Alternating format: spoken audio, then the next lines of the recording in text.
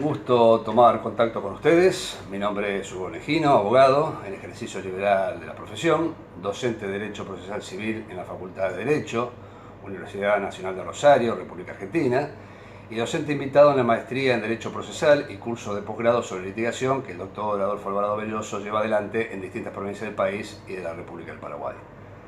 En esta oportunidad fui convocado en Hablando del Proceso Judicial 365 para desarrollar un tema complejo, tal como lo es la pluralidad de sujetos y el fenómeno que origina el liticonsorcio. Dado que el tema presenta aristas interesantes pero muy técnicas, a fin de evitar fatiga innecesaria a quienes estos videos están dirigidos, es decir, a ustedes, voy a dividir su tratamiento en dos entregas consecutivas. Esta alegada complejidad del tema es compartida con otros institutos procesales como el de la acumulación de procesos y la intervención de terceros que se convierten en partes, íntimamente relacionados unos con otros. Esto es así porque todos sabemos que el derecho procesal se encuentra en una zona de relativo confort, por así llamarlo, cuando está frente a un sujeto que pretende un objeto de otro sujeto. Pero cuando son varios los sujetos que pretenden uno o varios objetos de un sujeto, o a la inversa, un sujeto pretende uno o varios objetos de varios sujetos, o varios sujetos pretenden uno o varios objetos de varios sujetos, la situación deja de ser cómoda para resolver técnicamente los problemas que se generan.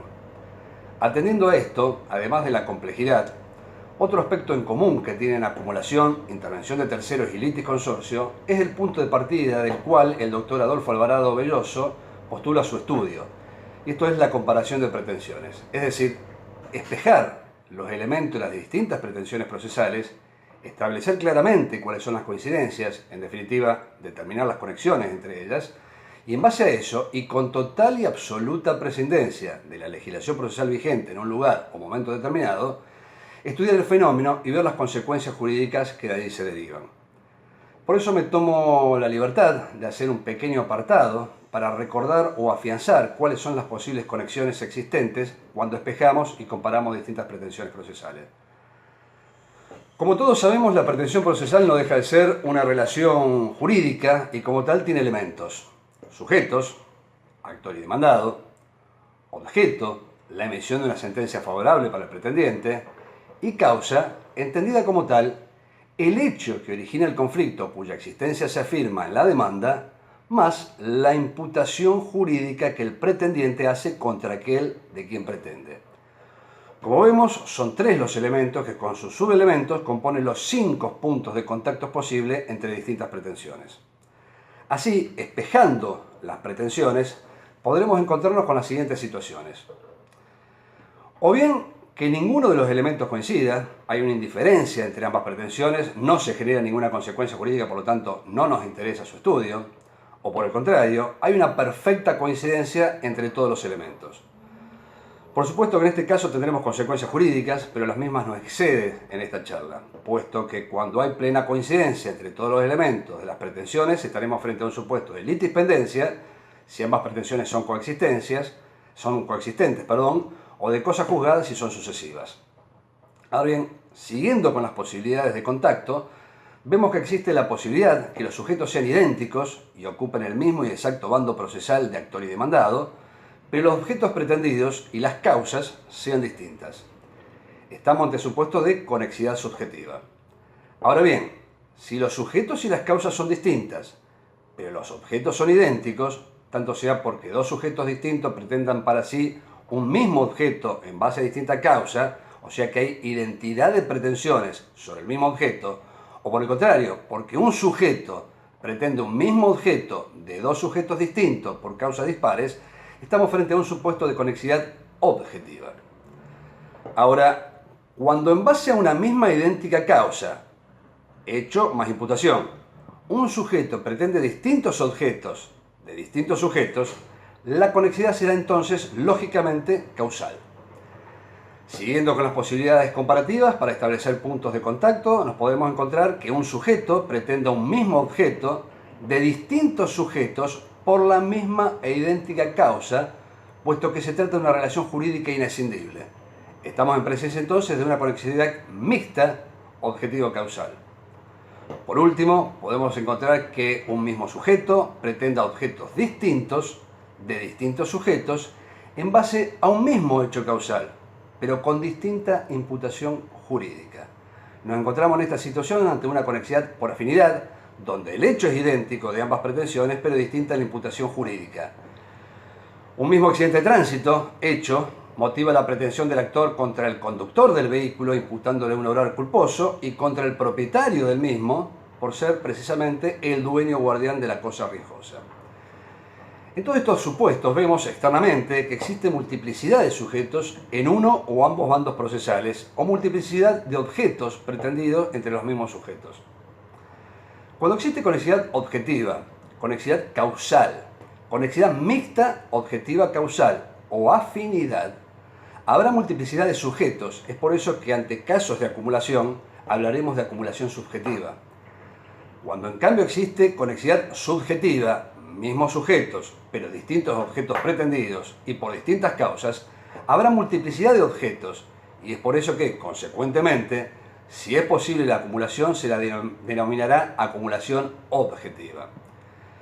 Lo que hoy nos ocupa es el primer supuesto, cuando por motivo de una acumulación procesal, originaria o sucesiva, o por la inserción de un tercero en el proceso ya iniciado, sea por voluntad de ese tercero, por la provocación de alguna de las partes originarias o por decisión judicial para integrar debidamente la litis, uno u otro bando procesal, o en los dos, existe la presencia de sujetos múltiples. ¿Cuándo se observa este fenómeno? Cuando existen entre las distintas pretensiones una conexidad objetiva, sea por identidad de objeto pretendido o por incompatibilidad de pretensiones sobre el mismo objeto, o una conexidad causal, o una conexidad mixta objetiva causal derivada de una relación jurídica inescindible, o un supuesto de conexidad por afinidad, es decir, cuando el hecho causal es el mismo, vuelvo a repetir, aunque difiere la imputación jurídica que formula el pretendiente a los distintos pretendidos. En todas estas situaciones veremos entonces la existencia de sujetos múltiples integrando el bando procesal actor, el bando procesal demandado o ambos a la vez. Siempre que estemos frente a una multiplicidad de sujetos integrado a un mismo bando procesal, ¿estaremos en presencia de un litisconsorcio? No, no es así. Pluralidad de sujetos no es sinónimo de litisconsorcio. Siempre un litisconsorcio implica una pluralidad de sujetos en una o ambas posiciones de parte, pero no toda pluralidad de sujetos implica un litisconsorcio. Pero entonces, en definitiva, ¿qué es y qué implica entre las partes que entre las partes exista una relación litisconsorcial? Etimológicamente, la palabra litisconsorcio deriva de la expresión latina lis, litis, que puede ser traducida como litigio, y de consortio, que significa suerte común. Por tanto, cuando hablamos de litisconsorcio, nos referimos a un litigio con comunidad de suerte entre las distintas personas que integran una misma parte procesal. Existe entre ellas, como vemos, una vinculación jurídica de tal entidad que se requiere una decisión judicial única para todos. Ahora, comunidad de suerte, ¿pero con qué alcance? ¿Cuál es la suerte común que debe alcanzar a los distintos sujetos? Decisión judicial única para todos, pero ¿en qué sentido?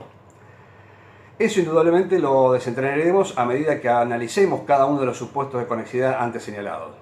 Por lo pronto vamos a señalar que en los supuestos de conexidad objetiva no hay relación litisconsorcial alguna, pese a la presencia externa de sujetos múltiples en alguno de los bandos procesales. De existir sujetos múltiples en el bando procesal actor, si se tratará de incompatibilidad de pretensiones sobre el mismo objeto, o en el bando demandado, caso de identidad de objetos pretendidos a distintos sujetos pero por distintas causas, los sujetos son absolutamente independientes entre sí, dado que las causas, y esto es lo importante, o los hechos causales de las respectivas pretensiones no son comunes. Por lo tanto, ninguna suerte en común pueden tener entre sí esos sujetos múltiples. Por el contrario, cuando estamos en presencia de pretensiones que entre sí tienen conexidad causal, o por el hecho causal, aunque no por la imputación jurídica, por supuesto de afinidad, o mixta objetiva causal a raíz de una relación jurídica inescindible, sí estamos en presencia de una relación litisconsorcial, puesto que, como vemos, al menos, el hecho con relevancia jurídica es el mismo y por ese motivo se requiere una suerte común entre los sujetos múltiples. Claro, por supuesto que con distinto alcance, como lo veremos más adelante. Tal lo prometido, aquí un paréntesis, sobre todo para todos ustedes, y continuaré en un próximo video con el desarrollo del tema propuesto. Les agradezco realmente la atención dispensada. Muchas gracias.